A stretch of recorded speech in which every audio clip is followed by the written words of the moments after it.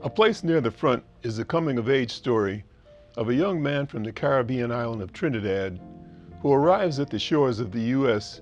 as a merchant seaman in the early 1900s and journeys through the streets of Harlem and the Howard University halls of learning to the trenches of World War I in search of his place in the promised land of America. Born in San Fernando, a quaint and hilly town in the south of Trinidad, with a view of Venezuela 10 miles beyond the Gulf of Paria, young William Herbert dreams of big things and how he can make his mark on the world. His sleepy hometown, still without paved streets or electricity, is experiencing tough times.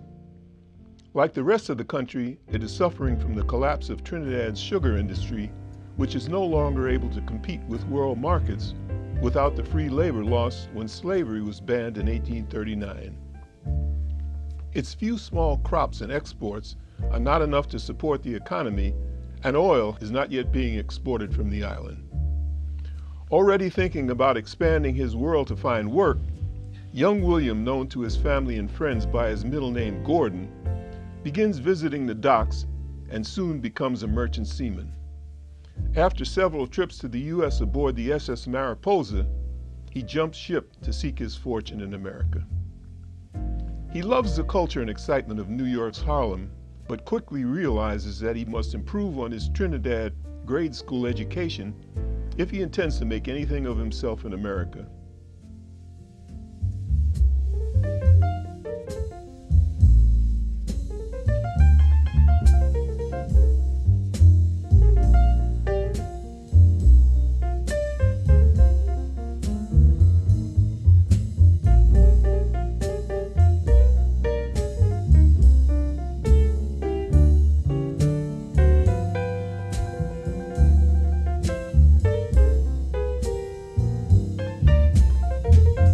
He enrolls in Howard Academy, a high school operated by the university in the early 1900s to prepare promising students for college. As he completes his final year, America enters World War I. In all past U.S. wars and conflicts, black men had served as both volunteers and conscripts, but always in menial jobs that white soldiers did not wish to perform, as ammunition handlers, stevedores, and on work gangs that recovered unexploded ordnance from the battlefields and burying the dead. Up to that time, black soldiers had always been commanded by white officers.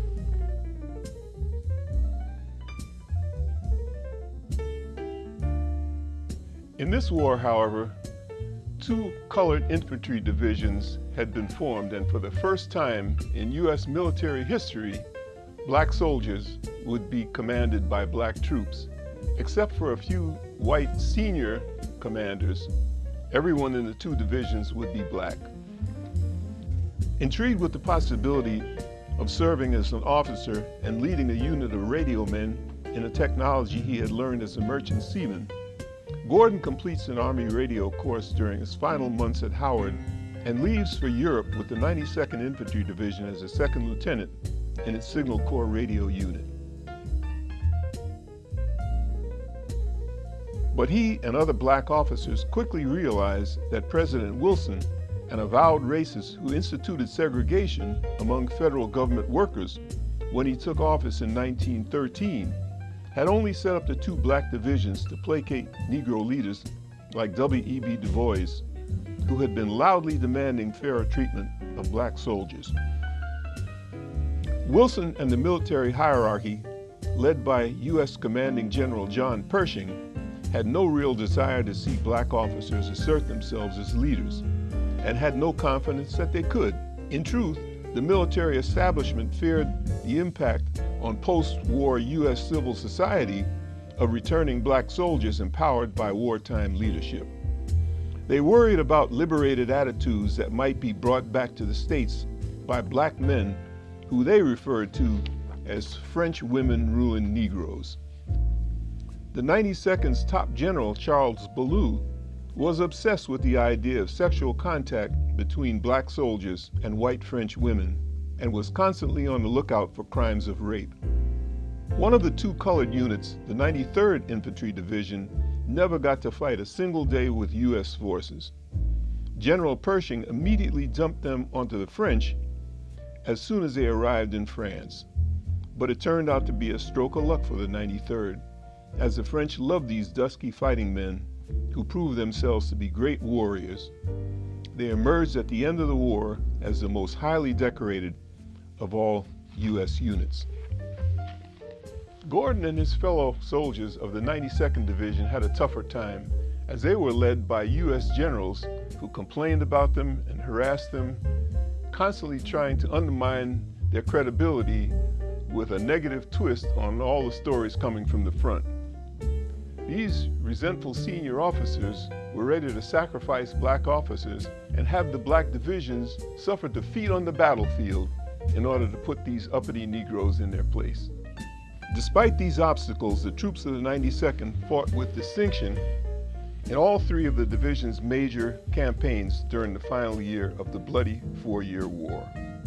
In one critical mission, when Gordon and his lightly armed team of radio men found themselves pinned down by devastating enemy fire and had no infantry soldiers to protect them, they took the offensive themselves, charging and disabling the enemy forces and capturing many prisoners in deadly hand-to-hand combat. Time and time again, the Buffalo Soldiers distinguished themselves, even though they were often ill-supplied and poorly led by the senior command. As it turned out, the only troops who actually failed in their mission were 2 senior officers, neither of them black, who cracked under fire and were unable to lead their troops during the critical Argonne offensive. Sadly, their fellow senior officers tried to cover for them, whitewashing their failure by attempting to scapegoat several black officers who were charged with cowardice and dereliction of duty. The sudden and unexpected end of the war did not improve things for the Buffalo Soldiers. General Pershing refused to allow black troops to march in the Paris Victory Parade, even though the French proudly showcased their own black Algerian, Moroccan, and Senegalese troops in the celebration. And when they returned home in 1919, they faced a resurgence of racial animosity in the U.S. Lynching of blacks had increased from 58 in the year 1918 to 77 in 1919, the year black soldiers began to return to the States. Many of those lynched were black soldiers in uniform. James Weldon Johnson referred to the return of the American black soldiers as the bloody summer of 1919. Like all returning soldiers in war, Gordon and other surviving Buffalo soldiers would pick up the pieces of their lives as best they could.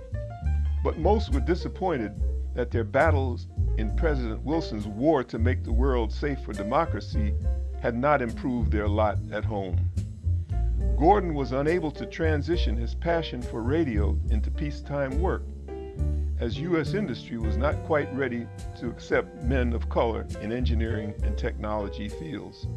Undaunted, he went back to Howard and prepared himself for a career in dentistry.